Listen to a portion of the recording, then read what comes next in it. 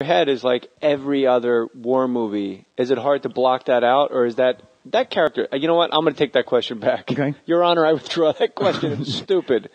Because your character in Platoon has the best voiceovers, where if you probably read the script, just the voiceover alone really steers you into where you need to go. Like at the end when you say, sometimes I feel like I was born of both men, two fathers. Yeah.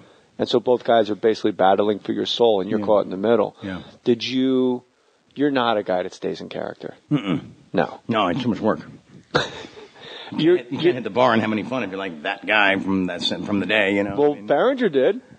And no one was going to, alter his feelings about that. That's just who he had to be. And look at the work, though. Look at the work. Oscar nominated. Yeah, he should have won. How about Apocalypse loses Best Picture to Kramer versus Kramer? How about... come on, man. How about Goodfellas lost to Dances with Wolves? Yikes. And great film. I mean... Yeah, but not Goodfellas. I've only seen 3 of the 7 hours, but it's what I saw the 3 I enjoyed. Ken Burns presents Dances with Wolves. I love that. And the other one is Raging Bull lost to Ordinary People. But Ordinary People is extraordinary. It is extraordinary. And think about the time it came out. You know, films are not asking audiences to take that kind of a journey with them like they did for Ordinary People. And even Kramer versus Kramer had brilliant performances, but it didn't capture the smell of napalm in the morning, did it? No. What's it smell like? One day I had a hell bomb. When I walked up, we didn't find one of them, one stinking cooked body. But that smell, the gasoline smell, the whole hill smelled like that chopper goes back. Victory. Someday this war's going to end. His last line of the movie is, someday this war's going to end. ... And ellipses, right? Yeah, and Dad goes, someday this war's going to end. That's it. Fine with the boys on the boat. You know, I mean, it's just, I've seen Apocalypse like 175 times. I would hope so. Can I show you one thing? Can you hold on? Yeah. Charlie's going to get something to blow our minds. I don't know what he's going to get. But, you can get... Why not do it now? We're waiting for Charlie to come in from the other room. Go to jmohr.com, click the Amazon link, and you can buy... Oh, my God, it's an Army helmet. Willards helmet. Buy an Army helmet on Amazon.com. Hold on, Charluch. Go to Amazon.com through jmohr.com and buy yourself an Army helmet. Look at Captain Willard's helmet from Apocalypse. You said Miller. I was like, are you out of your mind? Willard. Bitchin', dude. Feel the vibe coming off of that thing, huh? There's a lot of angst in this helmet, bro. This is like a talisman. Charlie just handed me his father's helmet from Apocalypse Now. Captain Willard's. The bars in the front. It's too good, right? Bro, there's got one. like a whammy on it. There's one, yeah. There's one? There's one, that's it. Emilio, sneaky bastard, had it for 15 years, didn't tell anybody. Emilio's not the brightest bulb on the tree. I just had him on the phone as Christopher Walken for 20 minutes. That was epic, bro. That was epic. You know, he goes, this isn't Christopher Walken, this isn't Christopher Walken. And then finally he goes, I go, we've never met. And he goes, actually we did. And I go, I don't remember that. And he goes, yeah, and he named some restaurant. Oh my God. And he went through the whole thing. I go, yeah, you probably caught me between courses and bottles of wine. Yeah, awesome. And he goes, yeah. And I felt bad because I had him so bad. He's so sweet. You had him really bad, dude. Wow. Well done. Anyway, we're talking about Apocalypse. I'm honored to be able to present such an absolute bitchin'. I will say this, in all my time being in people's homes where they have stuff, that is the single coolest thing I've ever had. I got it beat. Really? Got it beat, yeah. You sounded like De Niro. Little bit. I got it beat. Jimmy, little bit. You got a little out of line yourself, Billy. Little out of line yourself. Fuck that guy, wrecked my party. Fucking right away, Jimmy, getting fucking fresh. What are you feeling, fucking strong? Doesn't it suck that, like, De Niro films used to be events? Now they're sequels. You know what I mean? Well, you did sequels. You did Hot Shots. Well, I'm not De Niro, man. I mean, what the hell, right? But don't tell me when you were doing Red Dawn, you didn't see into the future thinking you had a shot to being De Niro. I Your thought... ego's too big for that thought to have not crossed your mind. It crossed mine. I would have been fine just being Pat Swayze at that point, you know? All right, but who was you with me? I know, but you doing Red Dawn, right? When you looked at the guys ahead of you, I'm guessing you had to have thought, I'm going to be the next blank. You were hot shit. I'll tell you what I thought. You are hot shit. I appreciate that. Thank you. No, I used to hang out with the Brat Pack before I was an actor, with Emilio, Andrew, Judd, Rob, Allie. Somehow Andrew McCarthy got in there. He was available that day. He was the Joey Bishop of the... Thank you. That's brilliant. That's perfect. Yes. I couldn't think of Lawford, so I had to go Bishop. I wanted Lawford more. Both of them. Is Lawford in the... He's in Ocean's 11, yeah? I don't know. Is he in the garbage truck at the end with Sammy Davis? I don't recall. Wow. How bad is that movie? Both the recent one and the old one. They all just pose. Norman Fell has posing shots. Norman Fell's doing fucking Stanley Roper into the camera. He's in that movie? Yeah. Norman Fell. I love it, man. I love it. What was I going to say? What were we talking about a second ago? We can edit any weird shit out, so don't sweat it. We'll come around to it. We were talking about other weird shit. Cool. You have this beat. I got that beat. I can go upstairs right now and bring down Babe Ruth's 27 World Series ring. That's cool. This helmet's cooler to me, though. Okay. All right. Cool. That's fine. But 27 Yankees, greatest team ever. Ruth, greatest season ever. It's one ring. There's one in the world. That's it. I have it. I'll show it to you. And I also have the contract, the Yankee copy that sold him to the frickin' Yankees.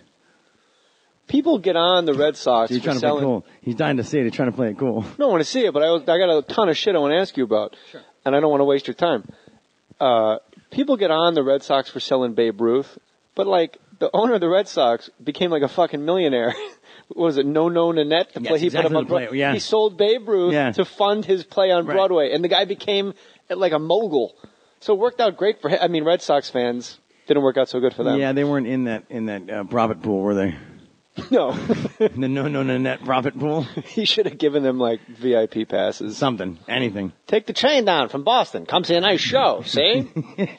After Platoon, you inexplicably followed. We're talking about the Brat Pack. Oh yeah. Yes. So I was not an actor, and I'd go out with these guys, and they would get all the chicks, all the free meals, all the booze. I'm just 17 and a ball player, looking around, going, am I going to ride the bus in frickin', Madison, Wisconsin for 10 years and never make the show? Or am I going to jump into something I can really fucking potentially have a shot at, And I decided not during a movie, but at those dinners when I got ignored like somebody's leprosy-riddled stepchild, I was going to eclipse all these guys. So it was a competition. That's when I made the decision, yeah. And it started as a competition. Yeah, because I didn't care about my craft or my thing. It was all about women and money. It still is. Well, yeah. Still is. Sorry, it is. Women and money. Was there why do people become famous? Because you want attention. Money and a bunch of hot chicks, First you get the bitches, then you get... What is it? What's the rap song? First you get the money, then you get the bitches, then you get the power, and then you get the pussy. Yeah. Something like that. It's first you get the money, then you get the power, then you get the women. Yeah. Power before women, right? Yeah. Was there ever... I went to Columbia recently, right? Just because I always wanted to see it. A friend of mine said that... the country? Yeah, Country Columbia, or the college? The country, and my girlfriend said that when... our girlfriend of mine said... She's a comedian. She says when Charlie Sheen left Columbia, they just renamed it Charlie Sheen. It's so silly. Charlie Sheen doesn't need oxygen or food. He just cocaine. How much of your money did you see in Colombia? Did you see nice new parks named after you? There was one, but it was in Spanish. I couldn't interpret it, But the seesaw, Mr. Sheen. The seesaw was nice. Yeah, you can make chunky rails on a seesaw. I like to think the embassy goes, Mr. Sheen, we are so indebted to you. Literally. Oh, Mr. Sheen, you should see our new sports arena that you paid for. Columbia is a beautiful place. Was there a time in your career where it was about the craft? Yes. There had to have been a window between. Yeah, I'm one of these weird guys that actually watches my work so I can learn from it and be better, right. Platoon, certainly you must have watched and went, whoa, I'm tapping up against some great shit here. I had 3 moments. Did I name one of them? Sure. Oh, did you or can you? Just now, did I name with the special boy? Was that one of the ones where you went, whoa? Yeah, the other one is sort of a private moment, and it was because Oliver's gnarly. He's such a Oliver Stone. Yeah, he's like the greatest head coach. For those of you that somehow didn't follow that. He's the greatest head coach that you hate all year long until you're celebrating the freaking championship. Bill Parcells. Thank you. He one day he got so mad at me for doing I don't know what. That he put me in the background of a scene that he knew was not going to be in the movie. I don't think they was filming the camera, right? And this kid played a character named Ace. He was he carried a Prick 25 for Behringer. Remember the kid, Ace, in the movie, right? Yeah. And he's got me literally carrying water pails on the end of each stick strung across my shoulders, right? And it weighs 90 pounds. I'm like $140 at the time. And he's got me literally going through the background of a 4-page monologue.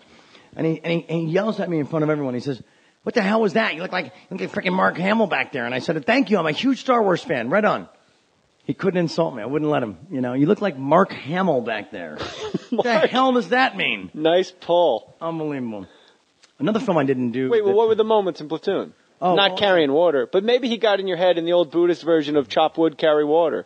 That's it. Pre-enlightenment and post-enlightenment, right? Right, yeah. That's what we still do. It's a journey, bro. Or at least hire someone to do it. So, hire someone to be enlightened for you. Thank you. Because they're going to chop wood and carry water better than me. Right? I don't know how. I've never seen you chop wood, Charlie. I don't do it. You're no woodchuck. Can you chuck wood? Can I what? What can you chuck wood like a woodchuck? You can throw some ass. I know that. So check it. So there's a scene where I'm hidden behind some thing, and there's a guy coming out of a spider hole. Right? I got to throw a grenade and blow his ass up. Right? All I was like, he's a big baseball player from Malibu. You're gonna go pro. Let's see. Put the grenade right in the hole, pussy. Put the grenade in the hole. Do it in one take. Did it in one take. That's why when you see me on camera going, you go, holy shit. That was not about killing the guy as a character. That was about like beating Oliver in the moment. Really? Hell yeah, and it's in the movie. It's pretty cool, right? That's really cool. But I'm surprised after watching Platoon, that didn't feed your ego of like, wow, I'm good. This is good shit. Because it's the movie itself. It fueled the part of me that's totally grandiose.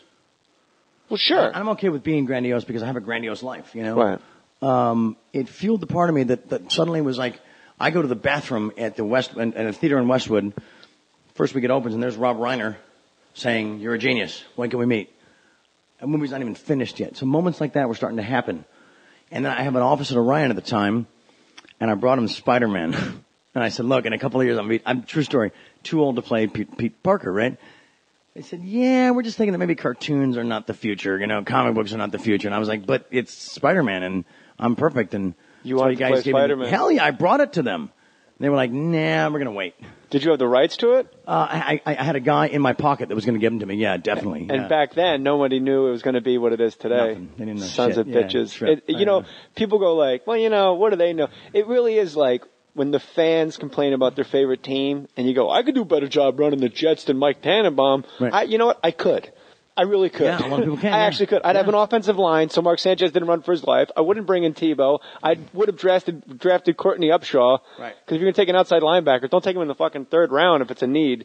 Okay. Anyway. You know baseball like you know football. I mean, I'm football like you know baseball. I know basketball, football, and baseball. Wow, because I don't know baseball. Baseball I know the most. Yeah, me too. Yeah, it's got the most lore, doesn't it? Well, yeah, it's the only one that really matters as the fabric. Like, I think it goes back. It's the old like father and son shit. Like it touches at your heart because you throw the ball with your dad, and like any drunk assholes on the beach, they buy a football at the 76 station and they go across the street to Malibu Creek and they throw it. But it's not the same as the intimacy of having a glove and getting it to fit your hand. Yeah. And sleeping on it with shaving cream and Glavolium and the ball in there and the belt and the thing and what belt did you have wrapped on your glove? I had like that jeans company that was really big in the mid '80s.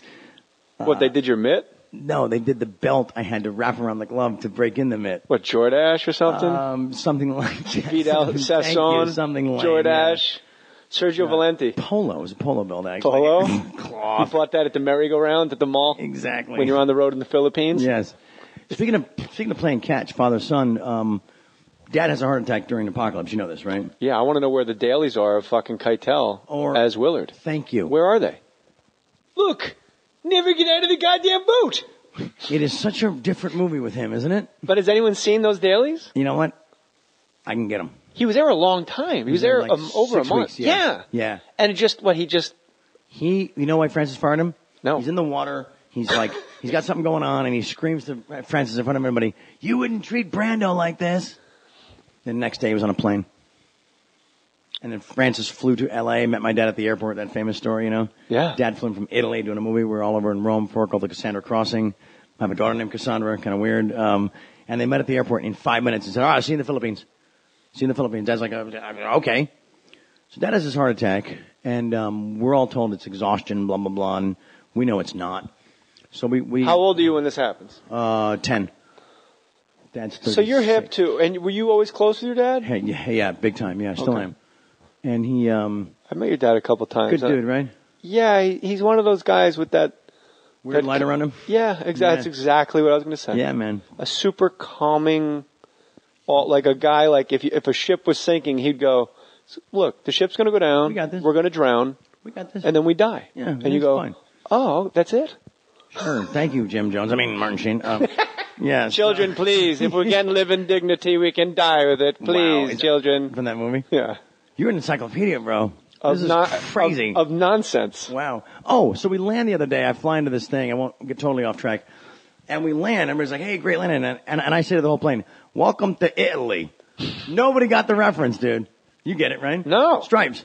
Oh, yeah, Sergeant yeah. Holcomb, welcome to Italy. Remember? They call me, welcome to Italy. That's really when Stripes